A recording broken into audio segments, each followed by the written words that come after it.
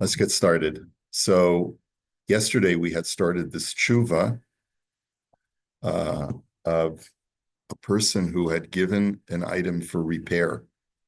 Let's say a garment or an appliance, and then he discovers that it's not his. So what he had said was, it all depends um, on whether there's like a name on it. If there's a name on it of a customer, so then you have no right to use it because it belongs to somebody else. It's like it was given to you in error, and for you to use it would be stealing. If, however, it doesn't have a name on it, then you do have a right to assume that it is the shopkeeper's spare appliance, and he gave it to you. I guess it all, and maybe he had it in his store because he wanted to sell it or something like that. So then he says you would be allowed to use it. So now we're up to the next shaila. She'ela misha muchsa kegazlan b'chol mamonu hu gazul. Someone who has a reputation already of being a gazlan. In other words, that's the way he makes his money is by stealing from people. Okay. I'm not sure which kind of businesses would be like that. Local fence. The local fencer, yeah. The guy, yeah, a guy is a mafia guy. He deals in stolen goods. Are you allowed to accept anything from him if he gives you a gift? Oh, truma l'tzedakah. Oh, or what about a donation to charity? Yeah. This is a big dilemma for a lot of charitable organizations where one of their big donors is indicted for money laundering or embezzling or other financial malfeasance. Yeah. So can you accept? Well, that's one of those fancy legal terms. What? Malfeasance? Yeah, and Rame's got it. Right. Olim korlo eza dover. Or are you allowed to sell him something and take cash from it? In other words, is his money good? Odilma yesh iser lehanos min hagazlan v'nechshav kimisayeya la'ovrei avera. Or would we say, no, you can't at all benefit from a gazlan, and if you do, you're like aiding and abetting a sinner. He comes into your store and you have a fruit market and he buys fruit. And yeah, nobody can take anything. Yeah, maybe you have to ostracize him from the community. That's really the question. So his answer is Misha Muchsa Kegazlan Vahamamon Sheyesh Lo Gazul.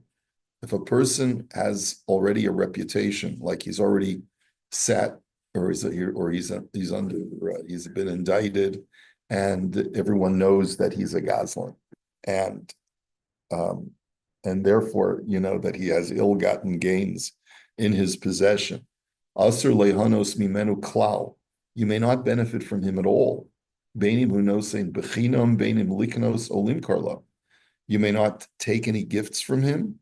You're not allowed to purchase anything from him, and you're not allowed to sell him anything. Va'afilu lekabel mimenu tzedaka asr. You can't even accept charity from him. Aval im yadua sheyesh lo miut mamun mishalo she'eno gazul. But that's if everything that he owns is stolen. But what if you think that he may have a small part of his business that's honest? It's like the guy from Breaking Bad who had the fried chicken store or whatever. And so some of the money is from the actual chicken, from the pollo loco, right? So not that anyone has seen that program, but just what we've heard about it. We heard. So anyway, so he's got money from the front shop, right? What was that? I don't even remember the guy's name. So mutter lehanos mimenu. You're allowed to see whether any of us help you. What's that? Now you want to see whether any of us help you with the name. That would give away the fact that that's right. Mutter lehanos mimenu ad sheyivada bevadai shedavar ze gazul biyado rak azaser. So then you could benefit from him unless you know for certain that the thing he's giving you as a gift or the money he's giving you for purchase is usher, is stolen. So then it would be usher. Where does this tshuva come from? So he quotes the Rambam, who says, "B'nei Adam shecheschasen gazlanim v'cheschasen kol mamono min hagezel, asur lehanos mehen." Right? That's basically what this is right out of the Rambam.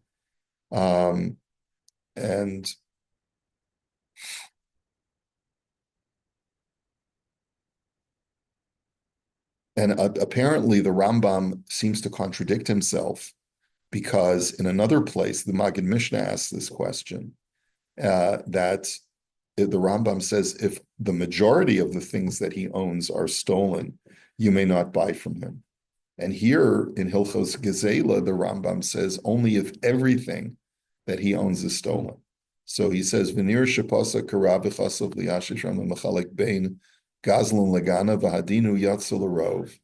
The Rab me'a Mishnah din lochin sermi min aroma chiluk bein rov davar v'rov amam rov davar asur rov amam motor zeikar. So the Maggid Mishnah says as follows. He says it's whether he's giving you a commodity or he's giving you cash. If he's giving you a commodity, then the Maggid Mishnah says, even if the majority of the commodity is from stolen goods, like he deals in widgets, but much of the time, even if the majority of the time he deals with widgets, he's dealing with stolen widgets, and only a small amount of the time he's got legitimately purchased widgets, so then you're not allowed to buy widgets from him.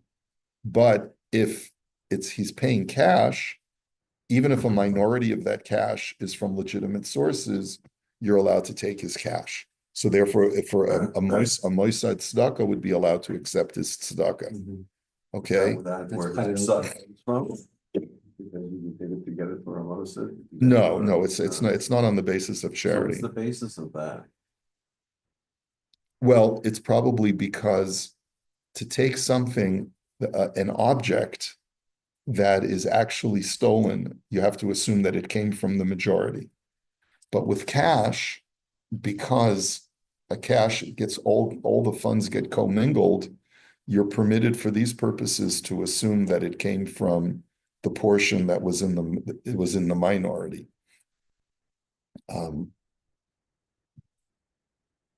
Because the whole halacha here is I guess what we would say it's probably only a derabanan of this, because misayeh lidei ovrei aveira is a derabanan law, and so therefore with cash you're allowed to be lenient. With the commodity itself that's stolen, the actual good itself that's stolen, then you're not allowed to, even if it's just the majority of that item. And taking money, we had this discussion before, taking money, but someone that's not from or a real, someone that is completely off, take it from institution. Because I've seen that where they wouldn't allow it. Well, when we learned Hilchos Tzedakah over a year ago, and we were looking into this issue, you are allowed, most those are machmir, and they will not accept gifts from anyone who's not Shomer Torah or mitzvahs. That's rare. It is a rare occurrence, but it does most of those, let's say in Bnei Brak or something like that, will have that policy. But there's no, that goes beyond the letter of the law. You're for sure allowed to accept tzedakah from someone who's not Shomer Torah mitzvahs, even if much of their earnings come from their Chilul Shabbos. Say a guy owns a chain of dry cleaners or a chain of restaurants, right? And he says it's busiest day in Shabbos. They're open on Shabbos, right? So you're still allowed to accept tzedakah from that. Even sells or he sells trade. There was an institution here that someone wanted to name a building after their father, yeshiva, and they wouldn't take the money. Well, I know of a case in LA where a portion of our building had just had a name put on it, and then the family was dragged through the mud in the press because of financial misdealings, real serious financial misdealings, and it was a terrible chilul Hashem from family, and so they actually sent an email saying, "Please remove our name off the." They did it off the dedication, yeah. That's pretty intense. Yeah, but what do you do? Like there are most of those, a Milken, right? There's a school in LA that it's called the Milken. It was a conservative school, but it was called the Milken School. Remember Michael Milken? And was that the 90s or something? Yeah. And he went to jail. He was convicted. So they had a real dilemma. I think that the dilemma was resolved by a check, but If there's something named for Madoff, for example, or. yeah, right. There's also a local guy here who was giving money to Polo, and he got into serious trouble reputationally, and Polo gave him money back. Nicole gave the money back. Yeah. Yeah, good. I'm glad to hear that. That's There's another one, a shul, nice people down south, where they took his name off the building. yeah. He didn't get the money back, but they took the name off the building. David, good to see you. Good morning. Yeah, good morning. Okay, let's go to the next Sheila. Rabbi, Yes, Shmuel.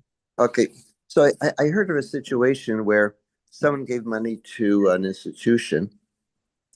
The money came from Europe, from Germany, from Hamburg, where these people ran brothels, which in Germany it's The okay. whole line here, yeah.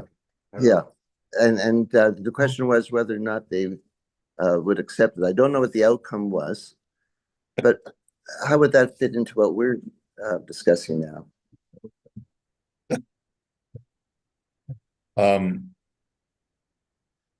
It certainly doesn't fall in the realm of Gezela. What if a person is dealing in a business that promotes licentiousness and sin? Okay, that's really what Shmuel is asking. What if a guy runs a casino or runs a brothel? Hugh Hefner. Yeah, right. Hugh Hefner wants to make an Nadava to the base Yaakov, right? Right. So would it be Everyone has what's in the center of the like would it be permitted to accept his donation? That's an interesting shaila.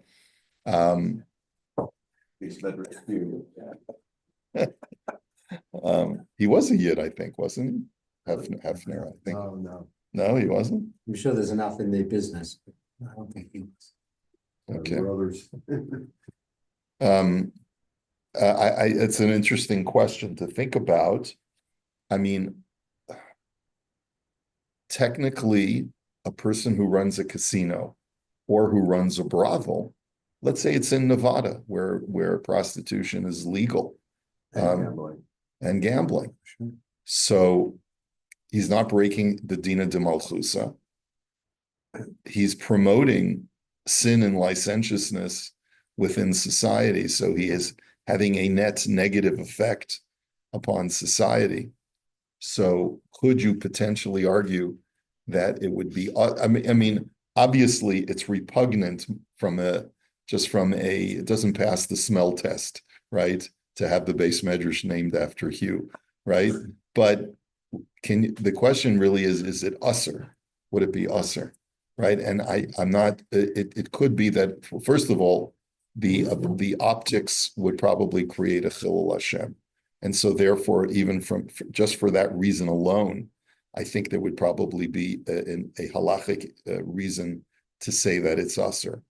But I'm trying to find if there's any defensive way to look at it. Like, can we say, well, he's not in violation of Dina de Malchusa. Prostitution is not illegal from a Dina de Malchusa. And maybe you could argue that if his clientele is primarily Gentile, then is there really any isser for a Gentile to go seek out the services of a zona? I'm not even sure about that. Okay, so Swedish German background. Oh, He wasn't Jewish. All right, then Moshe immediately had to look that up. I'm wondering whether, I mean, if someone is a Jew, they still have the mitzvah of tzedakah. So even though they're doing all these other things, are you allowed to deprive them of you wouldn't fulfilling it? There's no shortage of ways to give charity. A person can give it to the poor and give it anonymously. Yeah, right, Right. so you'd have to tell them to give it anonymous. Yeah. So, I'm just trying to find a way out that way, but yeah, like each mitzvah is its own. yeah, yeah. So anyway, it's an interesting thing to think about. It would seem that if there was, it would seem that if there's going to be any kind of residual attachment between the donor who owns a chain of brothels, and the institution, I think there would be an isser because of a chilul Hashem. Right. But if there was a way to cover it up, that's something really interesting to consider. Is even though he's making his money through licentiousness, but if his clientele is primarily Gentile, I'm not really sure that we can definitively say that what he's doing is usser. Is the money tainted? Or that the money is tainted, yeah. So it's interesting, thought, okay. Better money from better sources. Yeah. Guarantee would be in there. Well, and I don't know, okay, could be. Okay. She'ela. Next shaila. Chenveni, shemocher la'akum ba'hakafa, v'kavaz man tashlum biyom zeh v'zeh. A storekeeper sells an item on credit to a non-Jew, and they set up a time when the non-Jew who purchased the item has to pay it back. Velo paralo bizman, and the guy just didn't pay back. Ha'im muter lechenveni lahosif b'pinkaso al cheshbon ha'akum mibali sheyargish b'kach she'ilu yada lo haya mocher lo b'mechir zeh. Can the shopkeeper, in order to get payment back from this non-Jew, surreptitiously add service charges to his bill? Basically, the next time he comes in to buy stuff, he tacks on an additional a hike to what he's selling, so that over time the guy will eventually pay him back. In other words, the guy refuses to pay for whatever reason. And so what I want to do is I want to get my money back. He owes me the money. So what I want to do is when I ring him up the next time, I'm going to ring him up in such a way that the bill will be padded with what he owes. He won't know. And he won't know. Mibalishi yargish bekach, without him realizing it. She'ilu yada lo hayamocher lo b'mechir zeh, because if he would discover it, he would never pay that amount. So this, I could see this very happening. Ask the question by a Jew also. Happening in business, yeah. I don't know why it's talking about a non-Jew. I think because if it's a Jew, you take him to Beis Din. Why would you even resort to this? You have to notify him. The Beis Din is like certain Beis Dins that we know are not straight, and you know you're not going to get your money back in the shara, like they always do. There's lots of businesses today who will then make an invoice and then charge interest on it without the agreement beforehand that it would be charged interest. That's on that's on a lot of It's not invoices. usually allowed because there's no contract to pay the interest at the time of sale, so. Well, and this is different from interest, right? Because an interest, well, it's not really an administrative fee. You want to get back what the guys owe you. Like he bought an item for you for $20, but you gave it to him on credit. And now you say, first of all, can I have the $20 that you owe me already? And he says, I don't know what you're talking about. I don't owe you $20. And then, but he's got a shopper cart full of goods that he wants to buy from you now. So can I tack on an additional $20 unbeknownst to him? Right? This is not an interest payment. Getting back to It's an interest payment I could understand. You're tacking on something that he didn't contract to pay. But here, you actually owes you the money for stuff that he bought. Okay, so let's see. The tshuva is Avsha Hagoy lo shilim et tashlum bizman lechenveni, ein lechenveni lahosif bepinkaso al cheshbon ha'akum v'yesh kan iser geneva. So he says, no, you're not allowed to. Even though the non-Jew owes you the money, and he hasn't paid you when he was supposed to pay you, you're not allowed to tack on that fee or that charge onto his bill because there's still an Isser Geneva. You're stealing from him in the sense that you're demanding payment from something that he let me just see.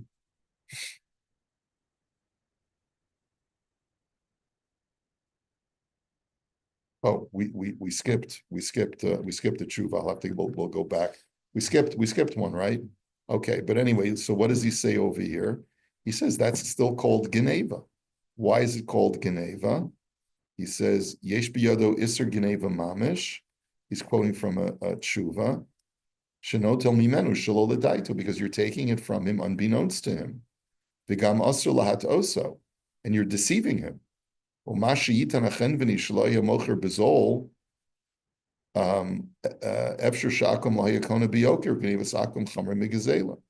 So to add on a fee, even when he owes you the money, and to pad it and to hide it inside the bill of what he's buying from you now, that's still deception, and you're not allowed to do it, even though he owes you the money. So it's a very interesting halacha. Okay. Why? Because the guy owes you money. He owes you the money. If you itemize it and you say, I'm charging you an extra $20 because of last month you were short. Allow that because he says he doesn't owe the money. So Yeah. It's not going to work. Right. Right. That doesn't give you the right. Two wrongs don't make a right, is basically what the argument is. Well, what's the wrong? He owes you the money. You need to get it back, and you're not charging. Right, but you're not allowed to deceive him. You're supposed to lose the money, and that's it. You can take him to court. It's not a Jew. You'll take him to secular court. We know that's not, in practicality, you think that's. Yeah, like a small claim, like $20, right? It's not worth it, right? Sometimes you just have to write it off as the cost of doing business, right? Which I'm sure you do all the time, right? Sometimes you have to. Write off anything. No, you do. Sometimes you have to. Like let's say Outright, something like this, I wouldn't write off. The customer owns gonna take from you, you're not gonna go back at them unless they're a good customer, but I'll Yeah. always find a way to get it back. I'll build it in something else. I won't do it by adding, I'll just charge them $1 more on an item that I charged $10. I'll say it's $10.50, and over the course of buying something. right, over a but year, so I'll get as my long money as back.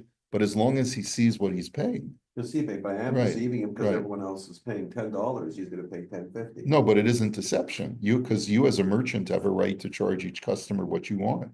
We know in many industries that there's multiple fees depending upon let's say the type of customer it is, right? In the restaurant business, where I used to work many years ago, if I run restaurant supplies and I'm selling all different kinds of foods and other napkins and everything.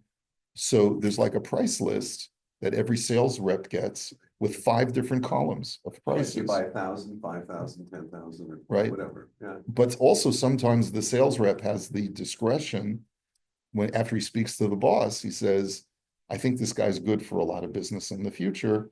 Can I use, code 4 instead of code 5 or whatever, right? I do that in my business all the time. Yeah. So, to my customers and for some of my suppliers, I'm doing a lot of business with. That's right. That's right. You see, sometimes you get preferential pricing, and that's up to the owner, the guy who's the guy who's doing the selling, right? So you're not doing anything unethical by charging him 50 cents more an item, even though to other customers you charge, because he doesn't have the preferential pricing anymore because he messed you up the last time. So I don't see anything wrong with that as long as you itemize everything you're charging him for. Here we're talking about where you put, you itemize everything in the invoice and then you put in an extra padding of $20 without letting him know, right? And you figure he won't bother to do the math, So that you're not allowed to do. Okay. I'd also say it's a foolish shame if he gets caught by padding it too. It's not just stealing from him, it's a consequence. Yeah. Right. Okay. Let's just do one more shaila. She'ela mishu hu nitzrach lekesef o litrufot k'dei lahatzil es atzmo misakanas madas. A person needs cash or medicine to save himself from a potential death. Okay, right? You know the famous case of a guy who breaks into a pharmacy or does a robbery of a pharmacy, so because he needs insulin for his kid, right? And he can't afford it, right? Oshiyesha lav chov, u'ma'ayim alav shim lo yachzir atarich mesuyim yahargu. Or what about a case which we had here in Toronto of a shliach mitzvah? The guy started in LA. He's followed me here to Toronto. A guy who was from Eretz Yisrael, who has been collecting for years. I think by now it's paid off. I hope so. He got in trouble with the mafia, with the Russian mafia in Israel. And they basically said, if you don't pay this debt, we're going to kill you. So he went collecting as a mashulach. He went collecting and he says, if I don't pay them back, they're going to kill me. Can you give me an adava? And he had a whole story about how he had gotten involved with them totally unbeknownst to him. In other words, he took out a loan thinking that it was a legitimate lender, and it turned out it was a mob source that he didn't know about, got himself in all of this trouble, very frum guy, and now needed to pull himself out. And he had letters, like Rav Herschel Schachter wrote a letter for him also, like really, legitimate Roshi Yeshiva, Gedolim, who wrote letters for him, basically saying, we checked this guy's story out, he's legit, please give him the money so that the mob doesn't kill him. Okay, but now the question is, is this person allowed to steal in order to save his life? So you would say, sure, the guy can hold up the pharmacy and take the insulin because he's got to save his kid's life, right? He's the money, the guy. He raised all the money. I think the last time I saw him was about a year ago, and he said he had just a few thousand left. But he said the same thing to me the 2 years before that also. So yeah, I don't know. How would someone want to know when they charge you 30% interest per week to pay back the money? I really want Tony Montana over there. I think the guy, this particular guy, was not, first of all, number one, not financially savvy at all. Number two, I think he had some certain mental issues. When you meet him, you can tell he's not completely, on the farm. Okay, so anyway, so what would you say? Can you steal in order to save someone's life? Except the close nefesh, you let it do anything for you. Yeah. Okay, so what's the tshuva? Mishu hu nimtza b'matzav pikuach nefesh asur ligzol al manas lahatzil atzmo elo muter lo litol al manas l'shalim. He's not allowed to steal, but he's allowed to seize with the intent of paying back later. So there's a distinction in halacha, right? It's like the case of a guy, we've learned about this before. Like your streets of San Francisco, you're on this crazy car chase, and the guy is being pursued by a gunman through the streets, and in order to save himself, or like a Jackie Chan kind of situation, where he's got to jump through a grocer's cart in order to save himself. So he knocks over the cart, destroys a lot of the produce and stuff like that. But he says it's pikuach nefesh. So if you know that you're going to have to pay, like in other words, after you save yourself, God willing, you'll go back to the grocer, say, I'm really sorry I had to knock over your cart and destroy your produce. Tell me what I owe you. So then that's mutter. It's mutter to do that because you could say, I needed to save my life. But let's go back to this tshuva, Mirz Hashem, next week. Seizing like in front of us, so they know that you're taking, or if you have Even if they don't know, like the guy who wants to break into the pharmacy in the middle of the night and steal insulin, he can do that, apparently, according to what he's saying, as long as you intend to pay for it at some time later. Like you can imagine a scenario where it's 3 o'clock in the morning and I need this drug in order to save someone's life, and I have no access to it. So What about the damage to the lock and the glass that you shattered? you'd have to pay for that also, whatever damages. Okay, we'll hold it here for today. Monday's a holiday, so Yeah, are we so on, sorry. so we'll meet Tuesday, is that the plan? Tuesday, yeah, and I'll send you the new packet also. Okay, Shabbat shalom, everyone. Shabbat shalom.